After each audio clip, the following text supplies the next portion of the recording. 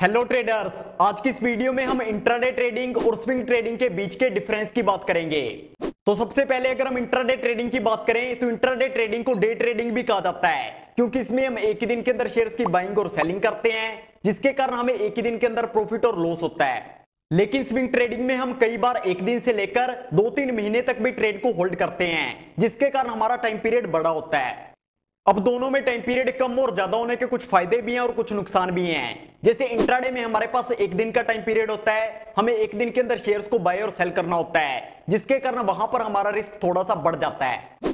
लेकिन swing trading में हमारा रिस्क थोड़ा सा कम होता है, क्योंकि यहां पर हमारे पास एक बड़ा टाइम पीरियड होता है। हम एक दिन भी शेयर को होल्ड कर सकते हैं, एक हफ्ता भी शेयर को होल्ड कर सकते हैं और एक महीना भी शेयर को होल्ड कर सकते हैं, जिसके कारण हमारा रिस्क कम हो जाता है। अब तीसरा सबसे बड़ा डिफरेंस ये है, इंट्राडे में हम 5 मिनट का चार्ट देखते हैं, 10 मिनट का चार्ट देखते हैं या फिर 15 मिनट का चार्ट देखते हैं, जिसके कारण हमारी स्ट्रेटजीज की एक्यूरेसी थोड़ी सी कम हो जाती है।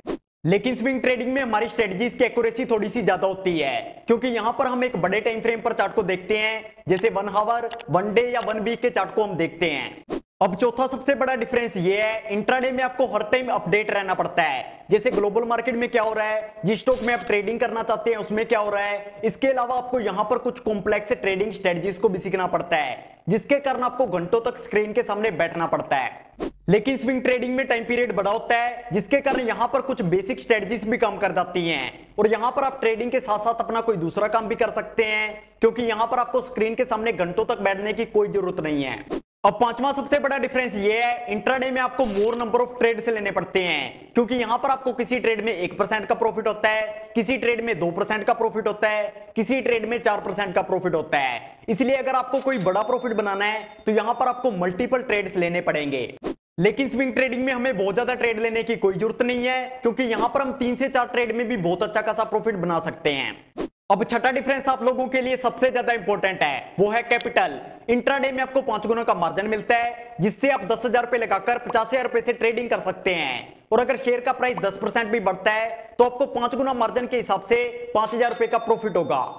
लेकिन स्विंग ट्रेडिंग में आपको कोई भी मार्जिन नहीं मिलता है, जिसके कारण वहां पर आपको ज्यादा पैसा लगाना पड़ता है। अगर आप स्विंग ट्रेडिंग करना चाहते हैं तो आपके पास कम से कम 1 लाख रुपए होने चाहिए। अब सातवां सबसे बड़ा डिफरेंस ये है, इंट्राडे में हमारे ऊपर कोई भी ओवरनाइट रिस्क नहीं रहता है, यानी अगर मार्केट क्लोज होने के बाद मार्केट से रिलेटेड कोई न्यूज आती है तो उसका हमारे ऊपर कोई भी इंपैक्ट नहीं पड़ेगा।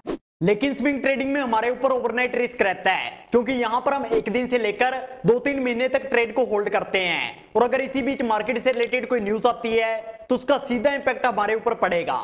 अब आठवां सबसे बड़ा डिफरेंस है डिसीजन मेकिंग का। हमें इंट्राडे में बहुत जल्दी डिसीजन लेने होते हैं, जैसे हमें कहां पर शेयर को बाय करना है, हमारा स्टॉप लॉस क्या होगा, हमारा टारगेट क्या होगा। अगर आप इंट्राडे ट्रेडिंग करना चाहते हैं तो आपके अंदर जल्दी डिसीजन लेने की स्किल होनी चाहिए।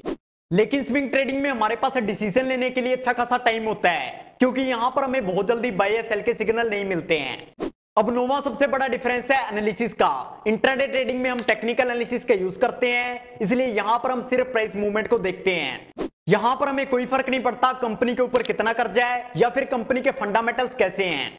लेकिन स्विंग ट्रेडिंग में हमें टेक्निकल एनालिसिस के साथ साथ फंडामेंटल एनालिसिस के बारे में भी सीखना होता है, जैसे कंपनी के ऊपर कितना कर्जा है, कंपनी के फंडामेंटल्स कैसे हैं और कौन सा इवेंट कब आने वाला है। लेकिन अगर आप ट्रेडिंग करना चाहते हैं तो हर तरह की ट्रेडिंग में रिस्क होता है, वो आप पर डिपेंड करता है आप कितना रिस्क ले सकते हैं।